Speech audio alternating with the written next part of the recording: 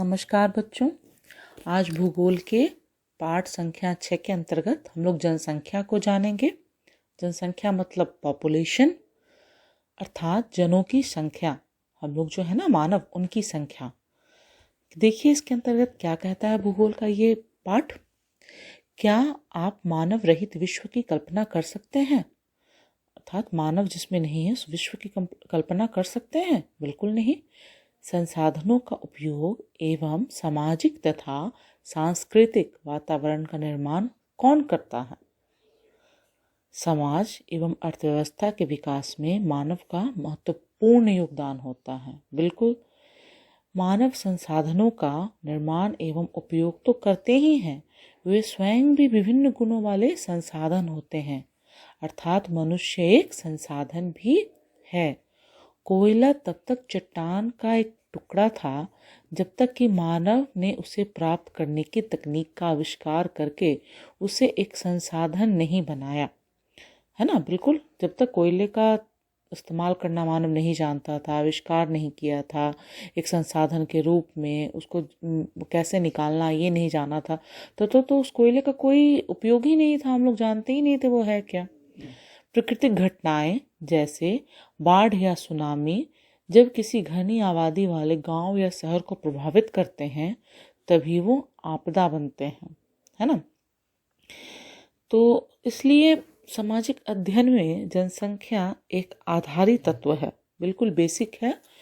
बिल्कुल इसके बिना सामाजिक अध्ययन के हम कल्पना भी नहीं कर सकते हैं। जनसंख्या, मानव, इसके बिना यह एक संदर्भ बिंदु है जिससे दूसरे तत्वों का अवलोकन किया जाता है तथा उसके अर्थ एवं महत्व ज्ञात किए जाते हैं।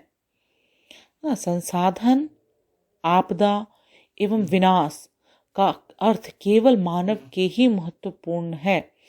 मतलब संसाधन क्या है, नहीं है, उसका उपयोग क्या है, आपदा है कैसी है, और विनाश क्या है, इन सब का संबंध ये जो है केवल मानव के लिए ही महत्वपूर्ण है। उसकी संख्या, वितरण, वृद्धि एवं विशेषताएं या गुण पर्यावरण के सभी स्वरूपों को समझने तथा उनकी विवेचना करने के लिए पृष्ठभूमि प्रदान करते हैं, है ना। मानव पृथ्वी के संसाधन का उत्पादन एवं उपयोग करता है। बिल्कुल करता है, पृथ्वी के संसाधन का उत्पादन और उपयोग। इसलिए यह जानना आवश्यक है कि एक देश में कितने लोग निवास करते हैं, वे कहाँ एवं कैसे रहते हैं, उनकी संख्याओं में वृद्धि क्यों हो रही है तथा उनकी कौन कौन सी विशेषताएं हैं। भारतीय जनगणना हमारे देश की जनसंख्या से संबंधित जानकारी हमें प्रदान करती है। भारत की जो जनसंख्या है उसके बारे में जानकारी कैसे प्राप्त करते हैं? भारतीय जनगणना के अनुसार, ठीक है। सबसे पहले हम जनसंख्या से संबंधित 3 प्रमुख प्रश्नों पर विचार करेंगे। आइए देखते हैं छात्रों, वो 3 महत्वपूर्ण प्रश्न क्या है। पहला है जनसंख्या का आकार एवं वितरण, अर्थात लोगों की संख्या कितनी है तथा वे कहाँ निवास करते हैं। हम जानते हैं हमारा भारत बहुत बड़ा देश है ना, 7वां महादेश है। तो कौन सी जनसंख्या कहाँ निवास करती है, कौन हिमालय में निवास करती है, कौन मैदानी भाग में, कौन पठारी भाग में, कितने लोग और कितनी संख्या में निवास करते हैं, तो ये जनसंख्या का आकार एवं वितरण में हम जानेंगे। दूसरा है जनसंख्या वृद्धि एवं जनसंख्या परिवर्तन की प्रक्रिया। तो समय के साथ जनसंख्या में वृद्धि एवं इसमें परिवर्तन कैसे हुआ।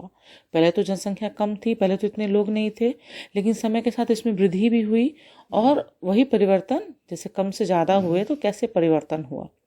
और तीसरा प्रश्न है जनसंख्या के गुण या विशेषताएं, उनकी उम्र, इसके अंतर्गत हम जानेंगे लिंगानुपात यानी पुरुष और स्त्री कितने हैं, साक्षरता दर कितनी संख्या में स्त्री और पुरुष साक्षर हैं, व्यवसायिक संरचना क्या करते हैं क्या नहीं करते हैं, मतलब किस सेक्टर से ज़्यादा लोग जुड़े हुए हैं, तथा स्वास्थ्य की अवस्था क्या है, अर्थात जितनी जनसंख्या है कितने व्यक्ति उसमें से स्वस्थ हैं। एक जो होता है ना नॉर्मल स्वस्थ, वो कितने व्यक्ति हैं। तो आइए देखते हैं जनसंख्या का आकार एवं वितरण में। भारत की जनसंख्या आकार आकार एवं संख्या के आधार पर वितरण। मार्च 2011 तक भारत की जनसंख्या 12,106 लाख थी। जो कि विश्व की कुल जनसंख्या का 17.5% थी। यह 12.1 करोड़ लोग भारत के 32.8 लाख वर्ग किलोमीटर विश्व की स्थलीय भूभाग 4% के विशाल क्षेत्र में असमान रूप से वितरित हुए।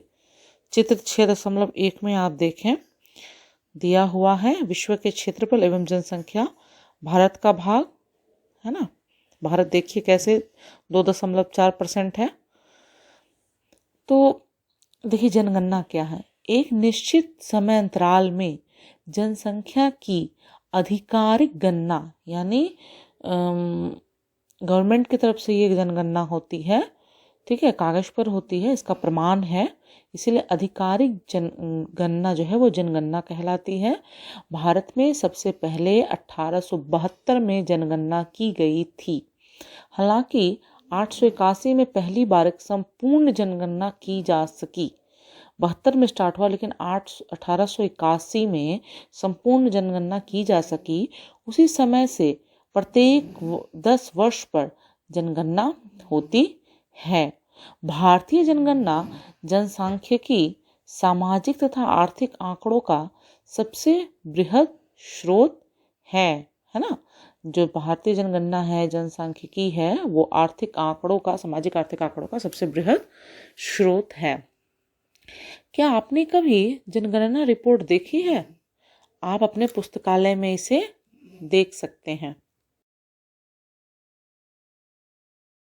भारत की 2011 की जनगणना के अनुसार देश की सबसे अधिक जनसंख्या वाला राज्य उत्तर प्रदेश है, जहां की कुल आबादी 1990 लाख है। उत्तर प्रदेश में देश की कुल जनसंख्या का 16% हिस्सा निवास करता है। दूसरी ओर हिमालय क्षेत्र के राज्य सिक्किम की आबादी केवल 6 लाख ही है। लक्षद्वीप में केवल 64,429 लोग निवास करते हैं। भारत की लगभग आधी आबादी केवल 5 राज्यों में निवास करती है। ये राज्य हैं उत्तर प्रदेश, महाराष्ट्र, बिहार, पश्चिम बंगाल एवं आंध्र प्रदेश। क्षेत्रफल की दृष्टि से राजस्थान सबसे बड़ा राज्य है, जिसकी आबादी भारत की कुल जनसंख्या का केवल 5.5% है। घनत्व के आधार पर भारत में जनसंख्या वितरण देखते हैं। जनसंख्या घनत्व असमान वितरण का बेहद बेहतर चित्र प्रस्तुत करता है। प्रति इकाई क्षेत्रफल में रहने वाले लोगों की संख्या को जनसंख्या घनत्व कहते हैं। यानी प्रति इकाई क्षेत्रफल में जो लोग रहते हैं उनको वही जनसंख्या घनत्व, उनकी संख्या ही जनसंख्या घनत्व है, यानी 1 किलोमीटर में कितने लोग रहते हैं। भारत विश्व के घनी आबादी वाले देशों में से एक है। क्या आप जानते हैं केवल बांग्लादेश तथा जापान का जनसंख्या घनत्व भारत से अधिक है। बांग्लादेश एवं जापान का जनसंख्या घनत्व ज्ञात कीजिए।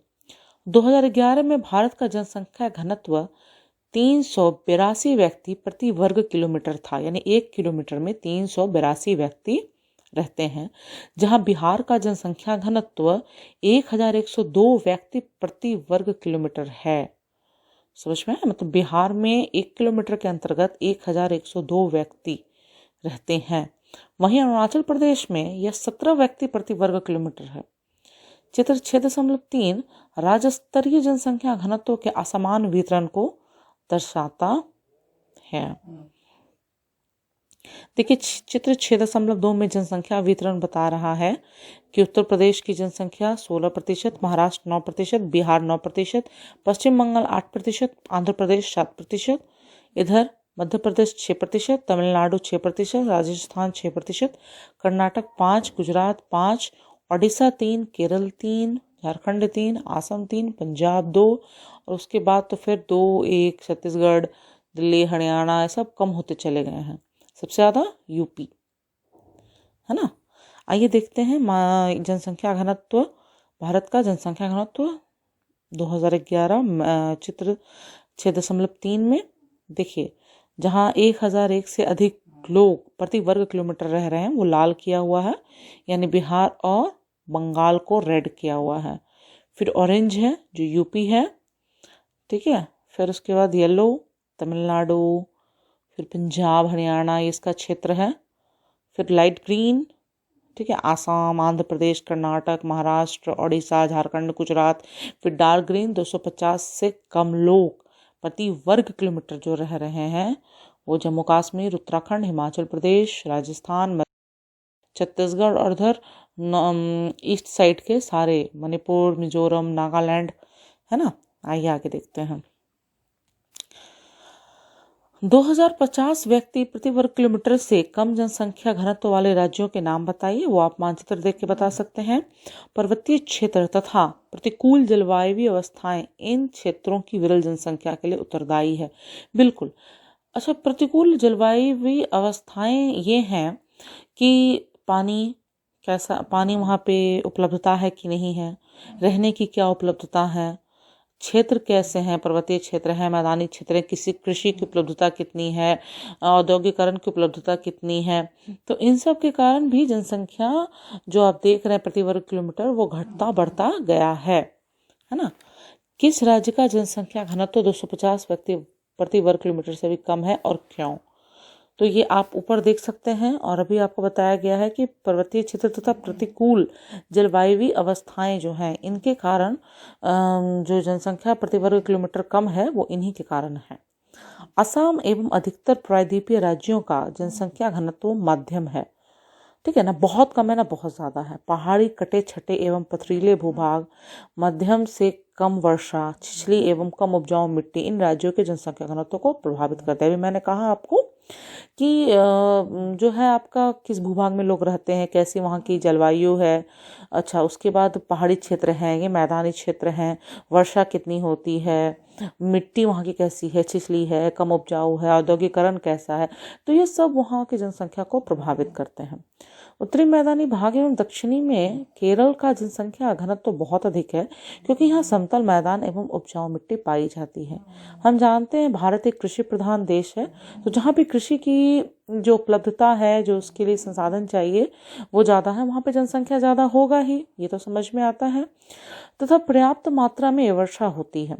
उत्तरी मैदान में अधिक जनसंख्या घनत्व वाले 3 राज्यों के नाम बताइए। ठीक है, बिहार है आपका, ठीक है, यूपी आपका हो गया और बंगाल आपका हो गया, ठीक है। जनसंख्या वृद्धि एवं जनसंख्या परिवर्तन की प्रक्रिया देखते हैं क्या है। आइए छात्रों, जनसंख्या एक परिवर्तनशील प्रक्रिया है। बिल्कुल, जनसंख्या जो एक डायनामिक प्रोसेस है, ये परिवर्तन होता रहता है, कभी घटता है कभी बढ़ता है, इसीलिए ये एक परिवर्तनशील प्रक्रिया है। आबादी की संख्या, वितरण एवं संगठन में लगातार परिवर्तन होता है। बिल्कुल, आबादी कभी घटती बढ़ती है, उसका वितरण कहीं पे ज़्यादा है कहीं पे कम है तो हो सकता है। आज जो आर्टिफिशियल हमारे पास सारी तकनीक मौजूद हैं तो उसके चलते जहाँ पे नहीं भी सुविधा है वहाँ पे भी जनसंख्या बढ़ रही है, ठीक है ना। यह परिवर्तन 3 प्रक्रियाओं जन्म, मृत्यु एवं प्रवास के आपसी संयोजन के प्रभाव के कारण होती है। आइए देखते हैं जनसंख्या जन्म, मृत्यु और प्रवास के आपसी संयोजन के कारण कैसे होती है। कहीं पे बर्थ रेट ज़्यादा है, जन्म ज़्यादा हो रहे हैं, कहीं पे जैसे कि केरल में आप देखते हैं ज़्यादा लिटरेट लोग हैं तो बच्चों का जन्म बस 2 बच्चे, ज़्यादा बच्चे वहाँ पे नहीं होते हैं। लेकिन यहाँ पे आप बहुत जगह पे आप देखोगे एक फैमिली में 2 से काफ़ी अधिक बच्चे होते हैं। कहीं पे मृत्यु दर भी ज़्यादा होता है। मृत्यु दर क्यों ज़्यादा होता है? स्वास्थ्य की सुविधाएं उपलब्ध ढंग से ना होने का कारण तो मृत्यु दर की रेट बढ़ती है। प्रवास यानी जैसे कि एक जगह क्षेत्र से दूसरे क्षेत्र जाना नौकरी की तलाश में, तो ये प्रवास हुआ पढ़ाई की तलाश में, तो ये भी जनसंख्या की कहीं बढ़ा दिया कहीं कम कर दिया। अब ये जनसंख्या वृद्धि को देखते हैं। जनसंख्या वृद्धि का अर्थ होता है किसी विशेष समय अंतराल में, जैसे 10 वर्षों के भीतर किसी देश राज्य के निवासी की संख्या में परिवर्तन। मतलब 10 वर्षों के भीतर संख्या में जनों की संख्या यानी मानव की संख्या में क्या परिवर्तन हुआ, यही जनसंख्या परिवर्तन या वृद्धि कह सकते हैं। इस प्रकार परिवर्तन की 2 प्रकार व्यक्त किया जा सकता है। अच्छा, परिवर्तन कैसे होगा? एक तो पहला होगा सापेक्ष वृद्धि और दूसरा होगा, जैसे सापेक्ष वृद्धि में क्या प्रति वर्ष होने वाले प्रतिशत परिवर्तन के द्वारा, है ना, यानी प्रत्येक वर्ष या एक दशक में बड़ी जनसंख्या कुल संख्या में वृद्धि का परिणाम है। पहले की जनसंख्या जैसे 2001 की जनसंख्या के बाद की जनसंख्या जैसे 2011 की जनसंख्या से घटाकर इसे प्राप्त किया जाता है। इसे निरपेक्ष वृद्धि कहा जाता है। ठीक है, अगर प्रतिवर्ष होने वाला जो जनसंख्या है उसके प्रतिशत में परिवर्तन हुआ तो सापेक्ष वृद्धि है। तथा दूसरा क्या करेंगे कि पहले की जो जनगणना है उसमें रिसेंट जो अभी की जनगणना उसको घटा के प्राप्त करेंगे, वो निरपेक्ष वृद्धि कहा जाता है। जहाँ जनसंख्या की वृद्धि का दर दूसरा महत्वपूर्ण पहलू है। इसका अध्ययन प्रति वर्ष प्रतिशत में किया जाता है। जैसे प्रतिवर्ष 2% वृद्धि की दर का अर्थ है दिए हुए किसी वर्ष की मूल जनसंख्या में प्रत्येक 100 व्यक्ति पर 2 व्यक्तियों की वृद्धि। इसे वार्षिक वृद्धि कहा जाता है। भारत की आबादी 1951 से 3,610 लाख से बढ़कर 2011 में 12,100 लाख हो गई है। ठीक है, भारत की जनसंख्या वृद्धि के परिणाम एवं दर देखिए, आप यहाँ पे बॉक्स में दिया हुआ है कि 1951 में कुल जनसंख्या 10 लाख में 361 थी। एक दशक में सापेक्ष वृद्धि 42 हुआ है, 42.43, और वार्षिक वृद्धि दर 1.25। इसी तरह 2011 तक दिया हुआ है। सारणी 6.1 में आप देखेंगे एवं चित्र 6.4 एवं 6.4 ब दर्शाते हैं कि 1951 से 1981 तक जनसंख्या की वृद्धि वार्षिक वृद्धि दर नियमित रूप से बढ़ रही है। ये जनसंख्या में तीव्र वृद्धि की व्याख्या करता है, जो 1951 में 3,610 लाख से 1881 में 6,830 लाख हो गई है। देखिए, आप देख रहे हैं चित्र 6.4 में। देखिए, भारत की कुल जनसंख्या 1901 से 2011 तक दिखाया गया 10 लाख में। देखिए आप 1901 से लेकर 2011 में ये बढ़ ही रही है, बिल्कुल बढ़ रही है ना। किंतु 1981 में वृद्धि दर धीरे धीरे कम होने लगी। अच्छा, आप 1981 में चले जाइए तो आप देखिए कि वृद्धि दर जो है वो कम हो रही है। फिर भी केवल 1990 में कुल जनसंख्या में 1820 लाख की वृद्धि हुई है। इतनी बड़ी वार्षिक वृद्धि इससे पहले कभी नहीं हुई। इस पर ध्यान देना आवश्यक है कि भारत की आबादी बहुत अधिक है।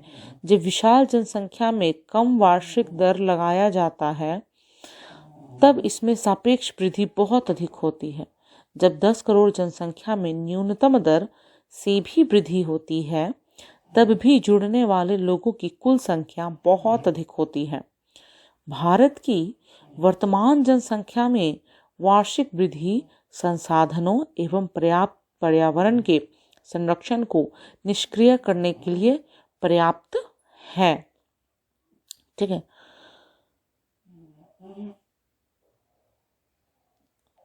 वृद्धि दर में कमी जन्म दर नियंत्रण के लिए किए जा रहे प्रयासों की सफलता को प्रदर्शित करते हैं। अर्थात अगर जनसंख्या में वृद्धि की दर में कमी हो रही है तो जन्म दर के लिए नियंत्रण मतलब जन्म ज़्यादा ना हो, इसको नियंत्रण करने के लिए जो प्रयास किए जा रहे हैं कि हम दो हमारे दो, जिस तरह के सरकार के इस तरह के प्रयास हैं, ये इसकी सफलता को दिखाता है। इसके बावजूद जनसंख्या की वृद्धि जारी है तथा 2045 तक भारत चीन को पीछे छोड़ते हुए विश्व के सबसे अधिक आबादी वाला देश बन सकता है। यानी इस तरह से आपके भारत की जनसंख्या बढ़ रही है। आप मैप में देख सकते हैं भारत की जनसंख्या वृद्धि दर 1991 से 2011 के दौरान देखिए किस तरह से बढ़ी है ना। 2090 के पास थोड़ा सा डाउन भी हुई थी, लेकिन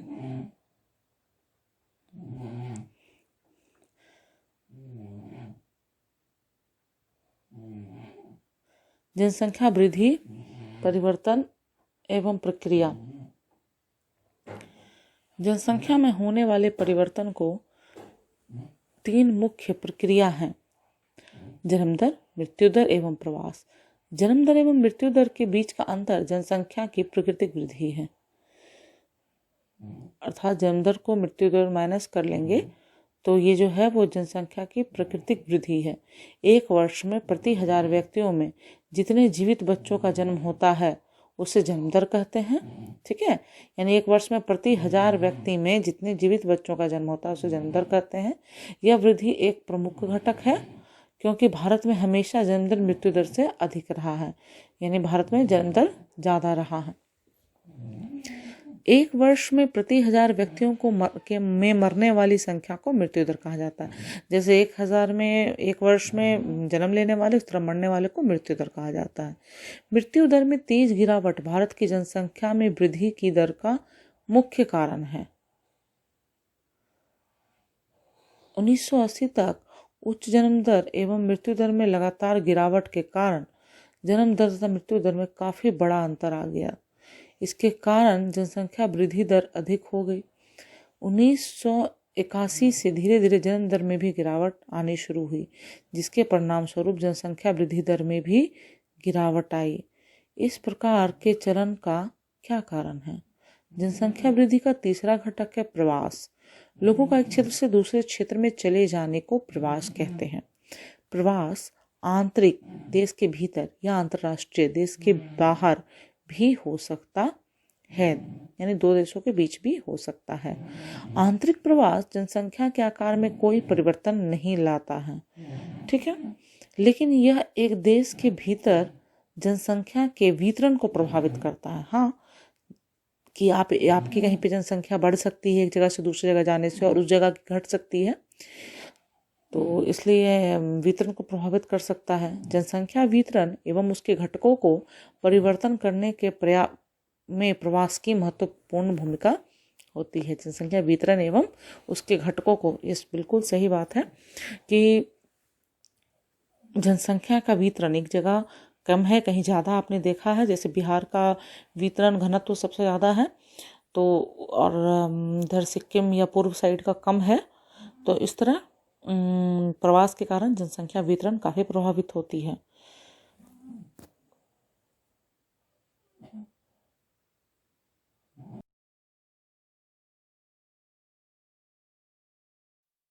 भारत में अधिकतर प्रवास ग्रामीण से शहरी क्षेत्रों की ओर होता है ना, शहरी क्षेत्रों की ओर होता है क्योंकि ग्रामीण क्षेत्र में अपकर्षण पुश कारक प्रभावी होते हैं।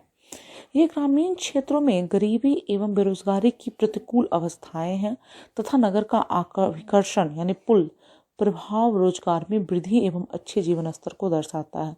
बिल्कुल, गांव में जो है आपका वो बेरोजगारी है, पढ़ाई के अवसर नहीं है, कम है, तो ये क्या करता है, पुश फैक्टर यहाँ पे आपका काम करता है, वो धकेलता है शहरों की तरफ। और शहरी क्षेत्र में क्या होता है, रोजगार में वृद्धि है, अच्छे जीवन स्तर है, रोजगार आपको मिलेगा तो आपका जीवन स्तर भी अच्छा होगा, तो इसलिए वो पुश और पुल फैक्टर काम करता है। प्रवास जनसंख्या परिवर्तन का एक महत्वपूर्ण घटक है। ये केवल जनसंख्या के आकार को ही प्रभावित नहीं करता, बल्कि उम्र एवं लिंग के दृष्टिकोण से नगरीय एवं ग्रामीण जनसंख्या की संरचना को भी प्रभावित करता है। भारत में ग्रामीण नगरीय प्रवास के कारण शहरों तथा नगरों की जनसंख्या में नियमित वृद्धि हुई है ना। तो क्या होता है ना, ग्रामीण क्षेत्र से लोग शहरी क्षेत्र में प्रवास करते हैं, तो शहरी क्षेत्र में जो है जनसंख्या की वृद्धि हुई है। 1951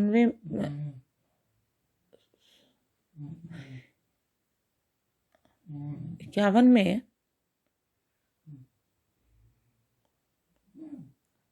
जनसंख्या की 17.29% नगरीय जनसंख्या थी, जो 2011 में बढ़कर 31.80% हो गई। देखिए आप किस तरह से वृद्धि हुआ है। 1951 में 17% था और आपको ये 2011 में 31% हो गया है।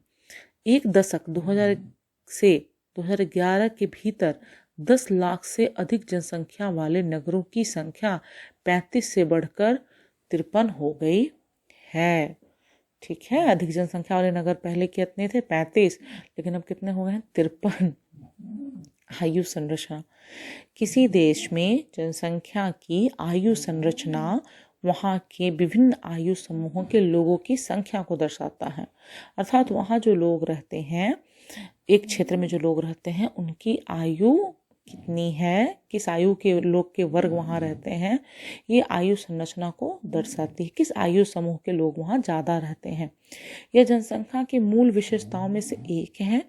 एक व्यक्ति की आयु उसकी इच्छा, खरीदारी तथा काम करने की क्षमता को पर्याप्त रूप से प्रभावित करती है ना। परिणाम स्वरूप बच्चे, वयस्क एवं वृद्धों की संख्या एवं प्रतिशत किसी भी क्षेत्र के आबादी के सामाजिक एवं आर्थिक ढांचे को निर्धारित होती हैं।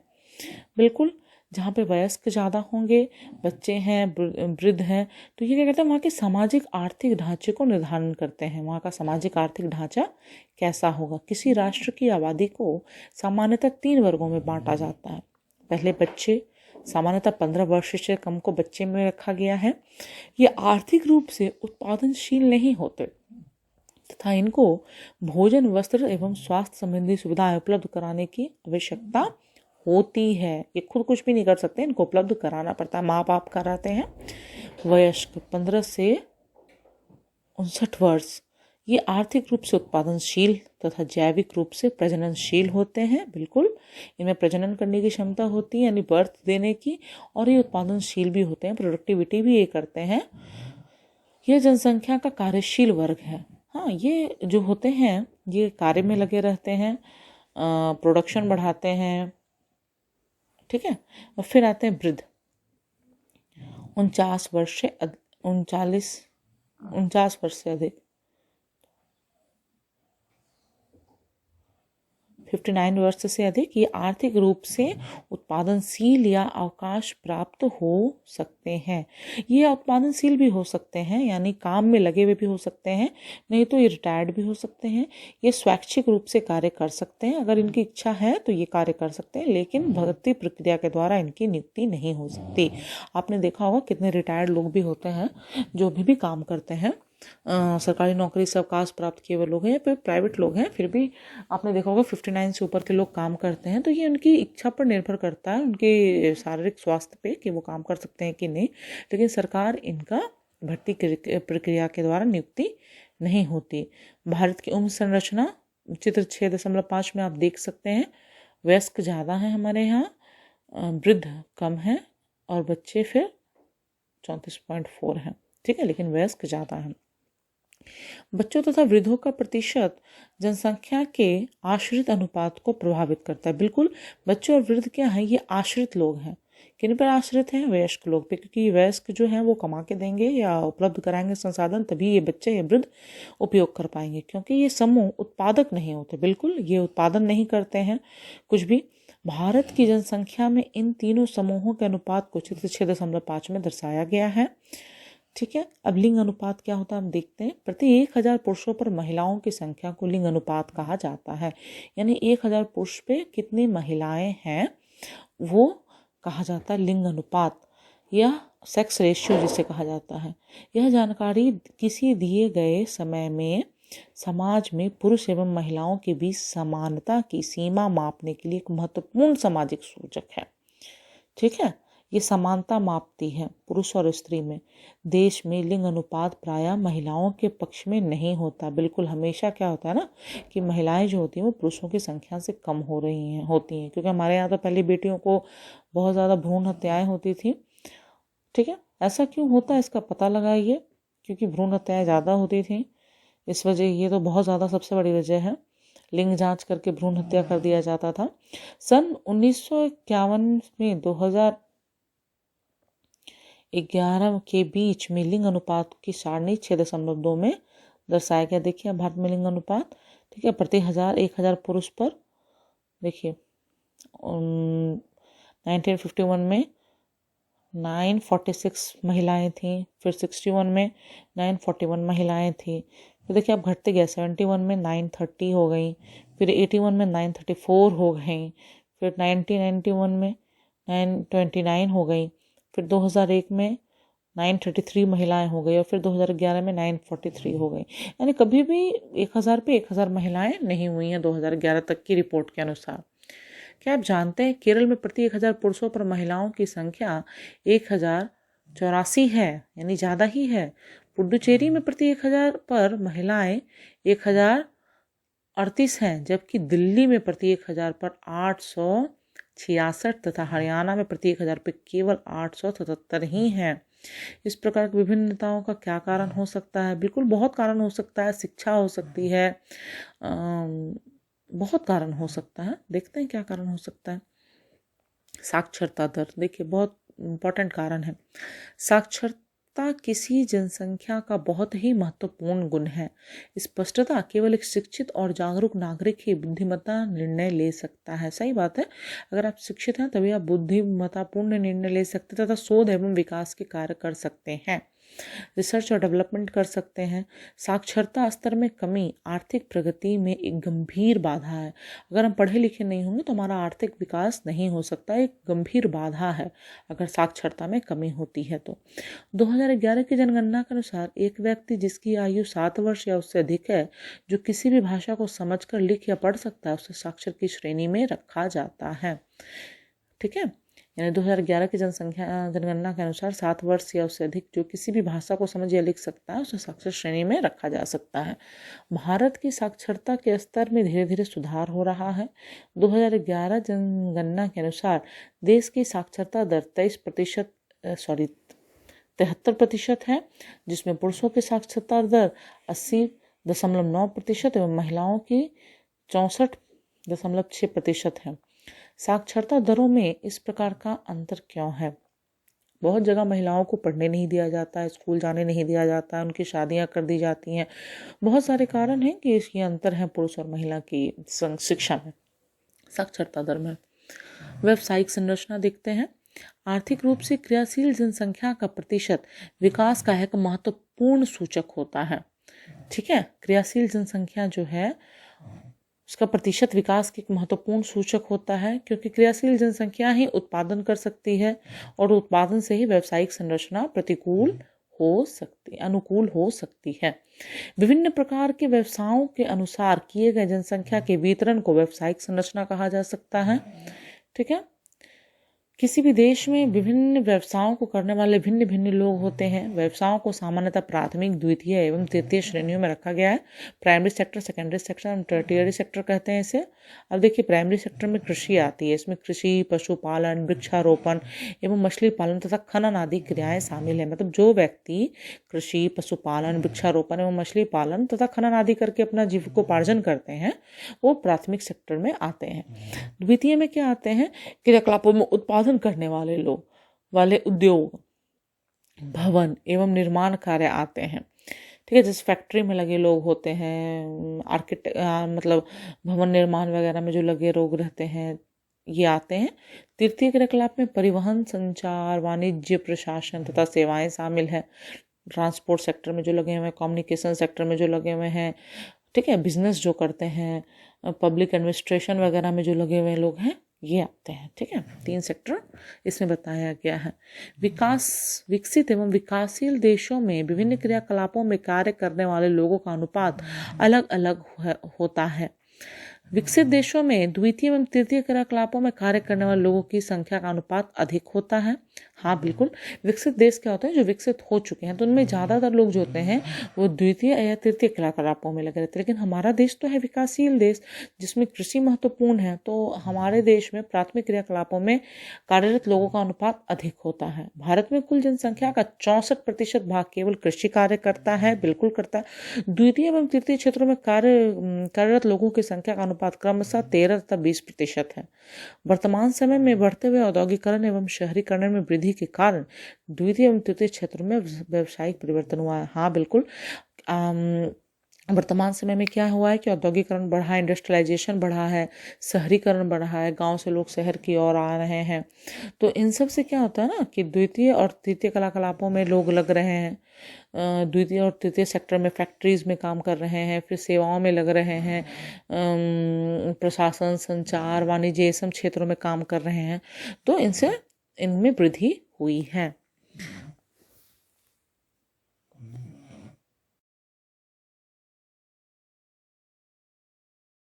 स्वास्थ्य, अब हम देखते हैं छात्रों, स्वास्थ्य जनसंख्या की संरचना का एक महत्वपूर्ण घटक है जो कि विकास की प्रक्रिया को प्रभावित करता है। सरकारी कार्यक्रमों में निरंतर प्रयास के द्वारा भारत की जनसंख्या के स्वास्थ्य स्तर में महत्वपूर्ण सुधार हुआ है। मृत्यु दर जो 1951 में प्रति 1025 थी, 2011 में घटकर प्रति 1000 7.2 ही रह गई है। औसत आयु जो कि 1991 में 36.7 वर्ष थी, लगभग 2012 में 67.9 वर्ष हो गई है। महत्वपूर्ण सुधार बहुत से कारकों से, जैसे जन स्वास्थ्य, संक्रामक बीमारियों से बचाव एवं रोगों के इलाज में आधुनिक तकनीकों का प्रयोग के परिणाम स्वरूप हुआ है। आधुनिक तकनीक के प्रयोग के परिणाम स्वरूप हुआ है। महत्वपूर्ण उपलब्धियों के बावजूद भारत के लिए स्वास्थ्य का स्तर एक मुख्य चिंता का विषय है। मतलब बहुत सारे चेंजेस आने के बावजूद भी अभी भी भारत में जो स्वास्थ्य है वो एक मुख्य चिंता का विषय है। प्रति व्यक्ति कैलोरी की खपत अनुशंसित स्तर से काफ़ी कम है। जो एक अनुमान लगाया गया है, जो एक होना चाहिए, प्रति व्यक्ति कैलोरी कितना मिलना चाहिए, प्रोटीन कितना मिलना चाहिए शरीर में, अभी भी उससे कम है। तथा हमारी जनसंख्या का एक बड़ा भाग कुपोषण से प्रभावित, अभी भी हमारे यहाँ बहुत सारे भूखे लोग हैं, कुपोषण है, उनमें सही मात्रा में प्रोटीन नहीं मिल पा रहा, कैलोरी नहीं मिल पा रही है। शुद्ध पीने का पानी तथा मूल स्वास्थ्य सुरक्षा सुविधाएं ग्रामीण जनसंख्या के केवल 1/3 लोगों को ही उपलब्ध है। अभी भी ग्रामीण क्षेत्रों में जो है स्वास्थ्य की सेवा, स्वास्थ्य का जो स्तर होना चाहिए वो बहुत लो है। इन समस्याओं को एक उचित जनसंख्या नीति के द्वारा हल करने की आवश्यकता है।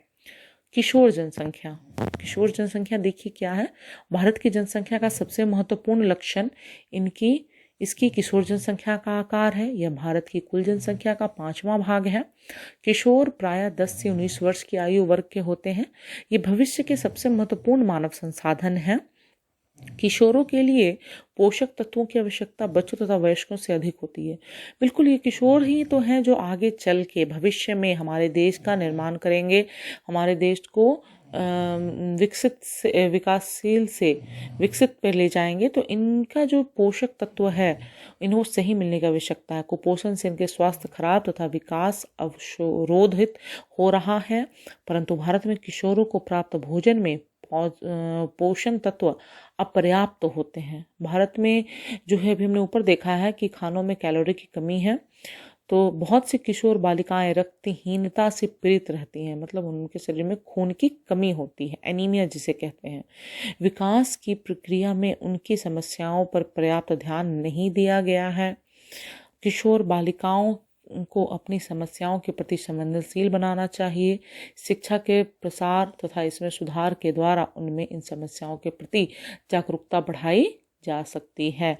बच्चियों के स्वास्थ्य पर ध्यान देने की आवश्यकता है। उनमें रक्तहीनता बहुत मिल रही है, एनीमिया जैसी बीमारी, शरीर में खून की कमी। तो इसके लिए सरकार को ध्यान देने की आवश्यकता है, जागरूकता बढ़ाने की आवश्यकता है। राष्ट्रीय जनसंख्या नीति क्या है देखें। परिवारों के आकार को सीमित रखकर एक व्यक्ति के स्वास्थ्य एवं कल्याण को सुधारा जा सकता है। बिल्कुल, अगर परिवार में जनसंख्या एक लिमिटेड होगी, उसका आकार छोटा होगा, तो इस पे स्वास्थ्य पे और उसके कल्याण को सुधारा जा सकता है। इस तथ्य को ध्यान में रखते हुए भारत सरकार ने 1952 में एक व्यापक परिवार नियोजन कार्यक्रम को प्रारंभ किया। परिवार कल्याण कार्यक्रम जिम्मेदार तथा सुनियोजित पितृत्व को बढ़ावा देने के लिए कार्यरत है। राष्ट्रीय जनसंख्या नीति 2000 कई वर्षों से नियोजित प्रयासों का परिणाम है। राष्ट्रीय जनसंख्या नीति 2014 वर्ष से कम आयु के बच्चों को निःशुल्क शिक्षा प्रदान करने, शिशु मृत्यु दर को प्रति 1000 में 30 से कम करने, व्यापक स्तर पर टीका रोधी बीमारियों को बच्चों को छुटकारा दिलाने, लड़कियों की शादी की उम्र को बढ़ाने के लिए प्रोत्साहित करने तथा परिवार नियोजन को एक जन केंद्रित कार्यक्रम बनाने में नीतिगत ढांचा प्रदान करती है। अर्थात परिवार नियोजन हो, बच्चियों की शादी जो है लड़कियों की वो कम उम्र में ना हो, मृत्यु दर 1000 पे 30 से कम हो बच्चों की, और निःशुल्क शिक्षा हो ताकि हमारा देश साक्षर बन सके। राष्ट्रीय जनसंख्या नीति 2000 के अंतर्गत है ये सब पॉइंट। ठीक है, राष्ट्रीय जनसंख्या नीति 2000 और किशोर को देखें। राष्ट्रीय जनसंख्या नीति 2000 ने किशोर किशोरियों की पहचान जनसंख्या के उस प्रमुख भाग के रूप में की जिस पर बहुत ही ध्यान देने की आवश्यकता है। राष्ट्रीय जनसंख्या नीति भी कहती है कि जो किशोर और किशोरी हैं वो एक महत्वपूर्ण भाग है, इन पर बहुत ध्यान देने की जरूरत है क्योंकि हमारे भविष्य में हमारे देश का निर्माण इन्हीं से है। पौष्टिक आवश्यकताओं के अतिरिक्त इस नीति में अवच्छादित गर्भधारण और यौन संबंधों से प्रसारित बीमारियों से किशोर किशोरियों की सुरक्षा जैसी अन्य महत्वपूर्ण आवश्यकताओं पर भी जोर दिया गया है। अर्थात जो सेक्सुअल डिजीज होते हैं, एड्स, HIV और जो पौष्टिक आहार न मिलने से जो बीमारियां होती हैं, अवांछित गर्भधारण जो हो जाता है लड़कियों का, तो ये सब से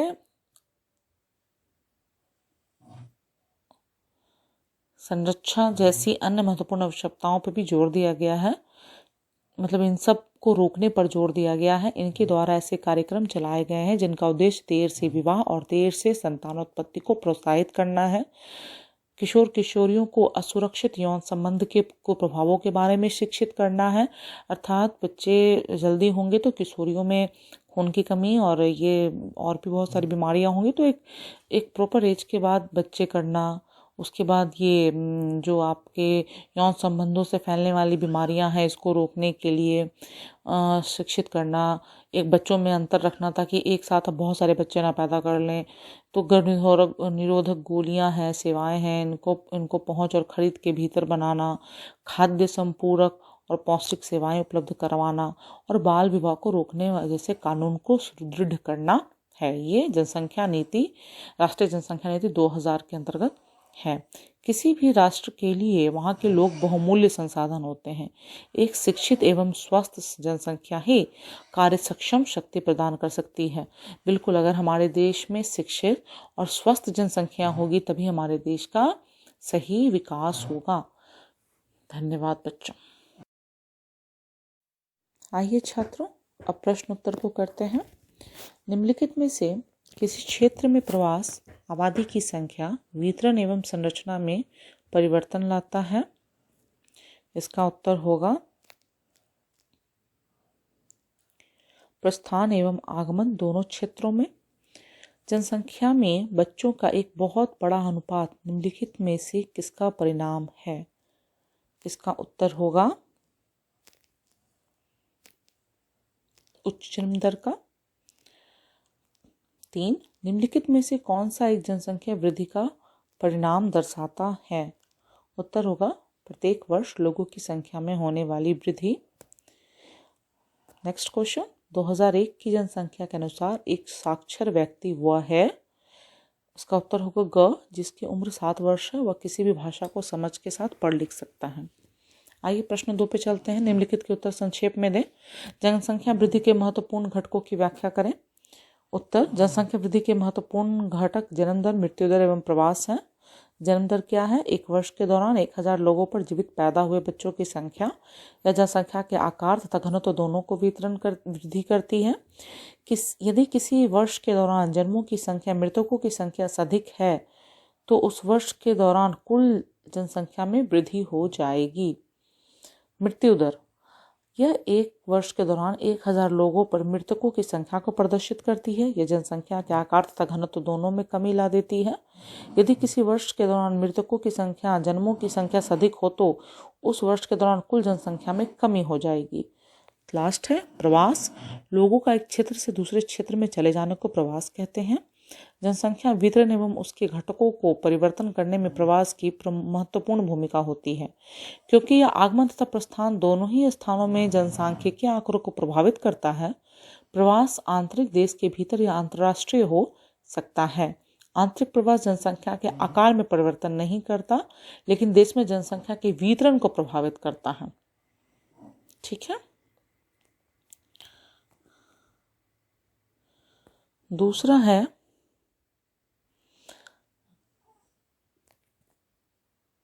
1981 से भारत में जनसंख्या की वृद्धि दर क्यों घट रही है? तो उत्तर है 1981 से भारत में जन्म दर धीरे धीरे घट रही है। इसके परिणाम स्वरूप जनसंख्या वृद्धि दर में धीरे धीरे कमी आ रही है। प्रश्न गौ, आयु संरचना, जन्म दर एवं मृत्यु दर को परिभाषित करें। आयु संरचना किसी देश में जनसंख्या की आयु संरचना वहाँ के विभिन्न आयु समूहों के लोगों की संख्या को बताता है।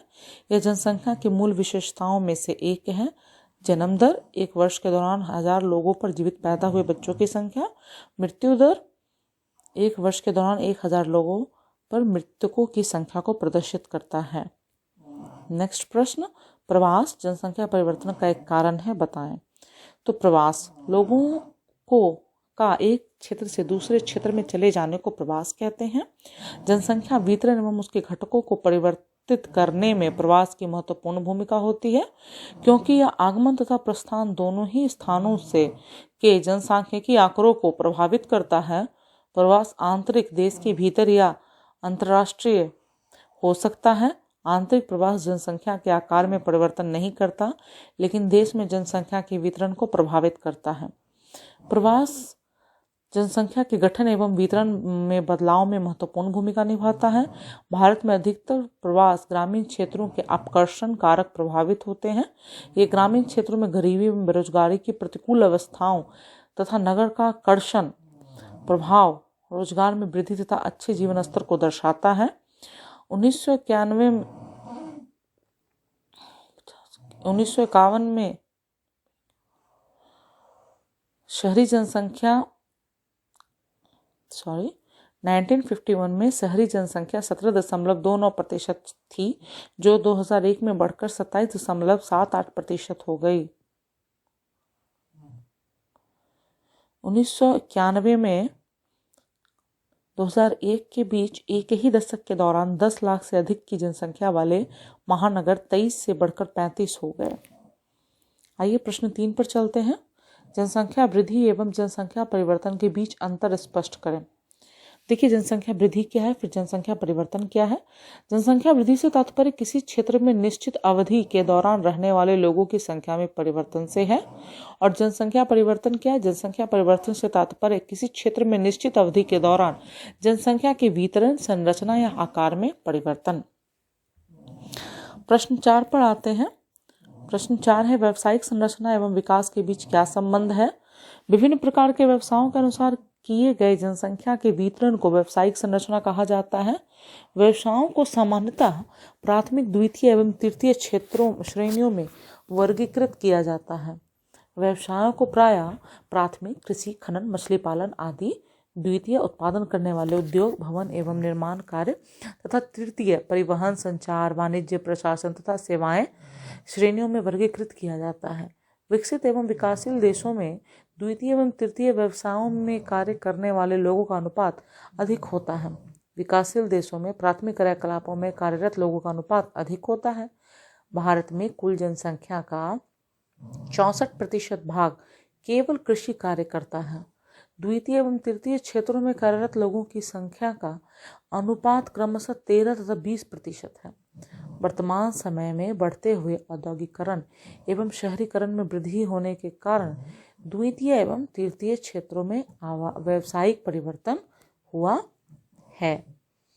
आइए प्रश्न 5 पे चलते हैं। स्वस्थ जनसंख्या कैसे लाभकारी है?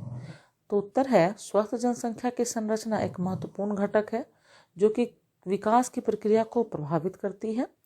स्वस्थ जनसंख्या राष्ट्र के लिए एक परिसंपत्ति होती है। एक अस्वस्थ व्यक्ति के अपेक्षाकृत स्वस्थ व्यक्ति अधिक उत्पादनशील तथा दक्ष होता है। वह अपने सामर्थ्य को क्रियान्वित कर सकता है या सकती है तथा समाज एवं देश के विकास में अपना योगदान दे सकता है या सकती है। सरकारी कार्यक्रमों के निरंतर प्रयास के द्वारा भारत की जनसंख्या के स्वास्थ्य स्तर में महत्वपूर्ण सुधार हुआ है।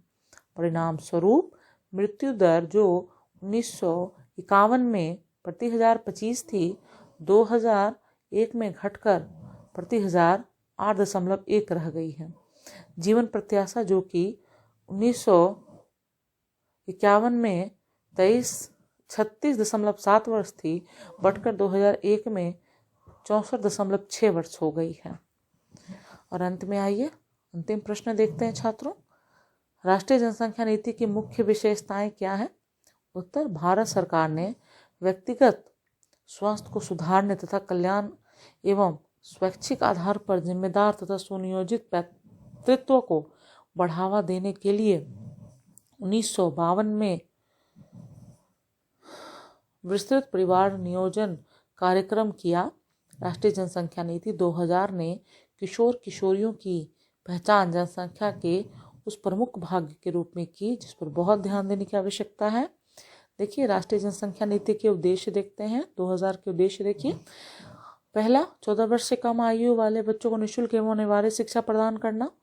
दूसरा, शिशु मृत्यु दर को प्रति 100 में 30 से कम करना। ग, व्यापक स्तर पर टीका रोधी बीमारियों से बच्चों को छुटकारा दिलाना। लड़कियों की शादी की उम्र बढ़ाने के लिए प्रोत्साहित करना।